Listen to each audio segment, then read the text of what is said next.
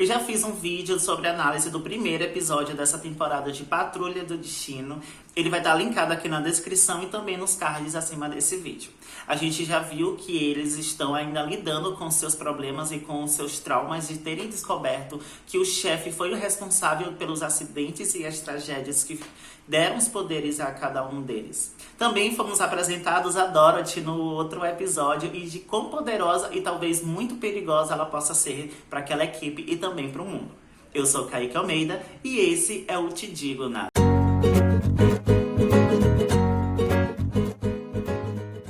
O episódio começa com uma gravação entre o chefe e o Cliff, em que o chefe ele tá explicando os motivos de ter feito o que fez com a equipe, e aí nós voltamos para o flashback lá de 1927, lá naquele circo onde a Dorothy ela tava presa, e nós vemos a mesma cena do primeiro episódio do ponto de vista do chefe. Quando ele chega no circo, ele vê que a menina é filha dele com a mulher macaco lá da primeira temporada e que ela tem as mesmas habilidades que ela, de dar vida à sua imaginação. A gente observa que o chefe ele se incomoda com os maus tratos lá daquele amigo invisível dele, que parece um alce lobo ou urso, e vemos o massacre que houve lá e quem foi essa criatura.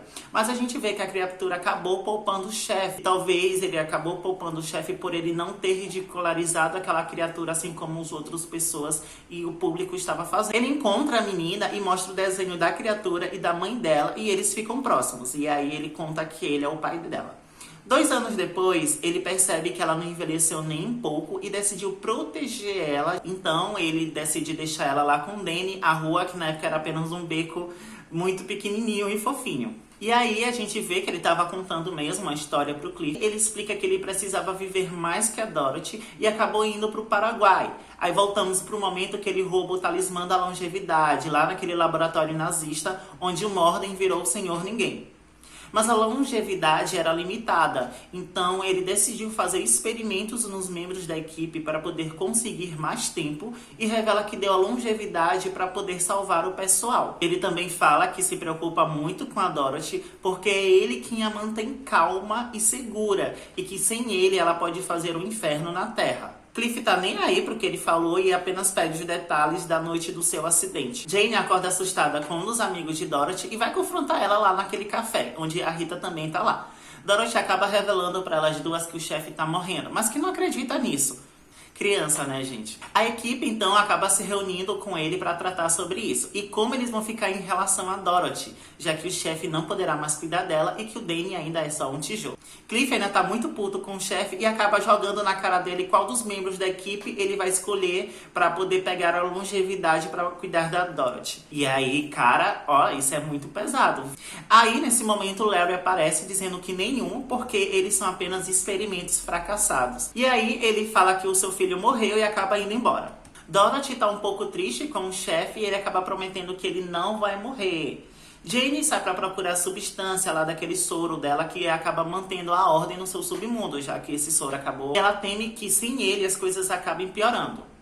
O chefe ele fica trabalhando numa forma de parar o seu envelhecimento e a Rita decide ajudar. Ele fala sobre o Continuum, que é um mineral raro alienígena que tem a habilidade de dobrar o tempo. Mas ele tem poucas quantidades e quem tem a fonte desse mineral é um tal de um Doutor Tempo. Isso mesmo, tempo com TH. Ou então Dr. Time com THY. Patrulha do Destino, né? E aí, mais uma vez, a gente vê que a Rita ela assume novamente essa posição de liderança e ela se propõe a procurar pelo Doutor Tempo.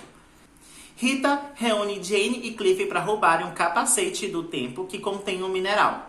Eles vão e o chefe acaba os mandando até o tempo, que fica numa cápsula fora do tempo e espaço. Só que esse lugar extradimensional acaba sendo muito parecido com uma discoteca dos anos 80, em que os dançarinos são pessoas de diversas eras do tempo e que estão apenas dançando lá de patins. Quando eles chegam lá, o Doutor Tempo aparece e os convida para dançar, principalmente a Rita, já que ele pareceu muito interessado nela.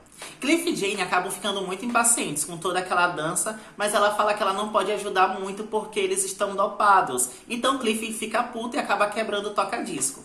Isso chama a atenção do tempo, que revida e acaba paralisando o Cliff com um raio. Rita aproveita essa oportunidade e usa os seus poderes para pegar o capacete do tempo. Mas Ela fazer isso derruba ele e acaba quebrando. E a gente descobre que, na verdade, aquele capacete de relógio era a sua cabeça e não um capacete de real. Isso causou um tumulto no salão e todos ali que estavam presos decidem brigar para pegar o mineral, que estava contido dentro do cérebro do tempo. Ai, meu Deus do céu. Cliff e Jane, eles correm para pegar o cérebro, mas quando eles tocam nele, eles têm visões de seu passado. Rita, então, ela gira os ponteiros do relógio na cara lá do tempo e volta até o instante que ela quebra a cabeça dele. Ele acorda e leva eles de volta para a mansão. Mas eles ficam muito putos com o chefe lá, dizendo que eles não conseguiram, ficava se vitimizando e isso fez a Rita perder a paciência. Deu na cara dele. Enquanto todo esse rolê acontecia, lá em Detroit, o Cyborg, ele acaba procurando um grupo de apoio. Lá, quando ele chega, eles se chateiam um pouco com ele, porque ele acaba gravando tudo e eles pedem para que ele desligue. Mas para ele fazer isso, ele precisa desligar as suas defesas. E ele ficaria vulnerável, mas basicamente é justamente o que acontece em um grupo de apoio, né? Não? Eles pedem que o Vic se apresente e fale mais sobre ele, sobre seus traumas. Ele até começa a fazer isso, mas ele decide não falar nada na hora. Nesse grupo de apoio, ele conhece uma mulher que era uma veterana de guerra. Eles acabam se engraçando com o tempo, até que ela é assaltada e ele corre pra salvar ela. Mas pelo visto ela sabia se defender muito bem e acaba dando uma lição de realidade pra ele. Enquanto isso, o Larry ele vai pro enterro do seu filho Gary e acaba encontrando seu outro filho, o Paul, que também estava muito velhinho lá, senil, e ele fica muito nervoso ao reconhecer o seu pai. Ele acaba revelando de forma implícita que o seu irmão acabou se matando de depressão. Ele convida o seu pai para aparecer numa festa em homenagem ao finado. O Larry chega lá na casa da festa, mas ao ver o seu outro filho se divertindo com seus amigos e com a sua família que tinha continuado, como seus netos, por exemplo, ele decide ir embora, mas o espírito negativo convence a voltar e o guia para uma espécie de celeiro da casa. Nesse celeiro descobrimos que o seu filho Gary, que tinha morrido, estava investigando o desaparecimento do seu pai e que ele nunca tinha desistido de procurar por ele. E até uma carta super fofa que ele escreveu quando criança. E aí o Larry começa a chorar ressentido com tudo isso e aparece uma borboleta muito fofinha lá para ele. Voltando para a mansão do destino, Jane ela continua remoendo aquela lembrança que ela viu lá quando tocou o cérebro do tempo. Ela se lembra de quando ainda era a Kay. Lembram a Kay, que é a criancinha que é o alter ego principal daquela pessoa e a Jane é apenas uma das outras personalidades. Quem não lembra disso, a Kay era uma criança que tinha TDI, transtorno dissociativo de identidade. Então ela passou por muitos abusos. Até que ela foi afastada para poder se defender e os seus outros alter egos substituíram ela para protegê-la. A primeira foi a Miranda, mas ela acabou morrendo, e a segunda foi a Jane. A Kay, ela estava passando por uma sessão de exorcismo e o pastor era bastante abusivo, afogando ela e acreditava que ela estava possuída lá pelo capeta. Nesse instante, os alters eles surgem e uma delas pede para tomar o posto. Essa era a Miranda e ela finge que está curada e que os demônios foram embora. Eles acabam acreditando nela, mas ela acaba sussurrando nos ouvidos da mãe da Kay e fala que foi ela quem deixou o mal entrar na sua casa e que agora ela era Miranda. Jane então surge e questiona o outro alter o porquê de estar vendo uma lembrança que era da Miranda. E a resposta é que elas queriam lembrar a Jane que a Miranda era mais poderosa porque sabia o que a Kay queria. Assim, a Jane decide mudar mesmo. E aí, no final, enquanto o Larry tá voltando pra mansão do destino, ele acaba sendo abduzido por borboletas. Gente, esse episódio foi de matar. Sinceramente, o Larry é meu personagem favorito na patrulha. Eu sei que todo mundo tem os seus desenvolvimentos, como a Jane, que chama muita atenção e sempre rouba a cena quando ela aparece.